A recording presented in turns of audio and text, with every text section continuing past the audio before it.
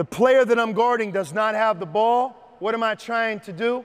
I want to see him and the basketball at the same time. If I only see him, the ball, Danny can back cut me. I'm not a very good defensive player. If I can only see the man that I'm guarding and I lose track of the ball, Cameron can drive and shoot a layup. I'm not a very good defensive player. What makes me successful is my ability to see both the ball and my man when my man doesn't have it. Again, though, what quickly happens is, and in this case, the ball is on what we call the weak side of the floor. I see both. It's skipped to the player that I'm guarding.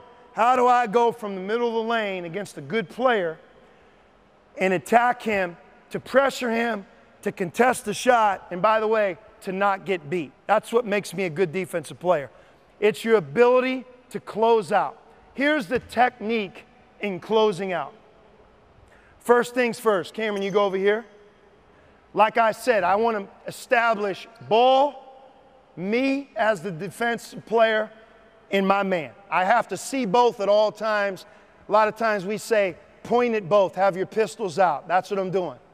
As the ball travels in slow motion, I'm going to step with the foot that's closest to my man. That helps me. That gains a huge, significant advantage.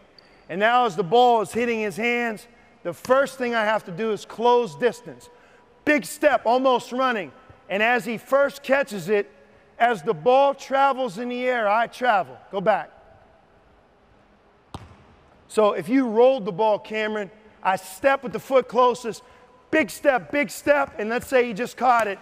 I want to go from the middle of the lane to about close to him as the ball hits his hands, really within about 3 feet. As I go from foot over top of foot, closing distance, as the ball hits his fingertips, now the technique is so important. A number of things. First, my steps go from big to short. I want to take short, choppy steps. Number two, my butt should be down. Just like, give the ball to Cameron. I'm in a stance right now with my butt down. Although the ball travels, roll it, okay? I go big step, short, choppy steps. My butt got to be down while I take those short, choppy steps. Third, because I have my butt down with short, choppy steps, my hands are high. Now, there's a misconception. Sometimes people think when we say high hands that I'm going to close out with my arms straight above my shoulders. That's impossible. Danny's facing the rim. He's a good player. He's going to go around me like I'm not even there. When we say high hands, we also mean bent arms. So I'm in help. Keep the ball, Cameron. I see both. I'm a good defender. Roll the ball to simulate a slow pass. I step, big step, short, choppy step, arms bent, high hands. And now, how do I know I'm close enough? I should be able to reach out and touch him. If I can reach out and go through him, I'm too close, foul.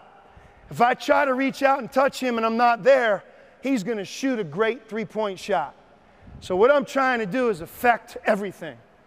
His vision, take his rhythm as a shooter away, and smother him. So I go big step, short choppy steps, high hands, bent arms, and then when I'm there, I stay in my defensive stance, and then we play one-on-one.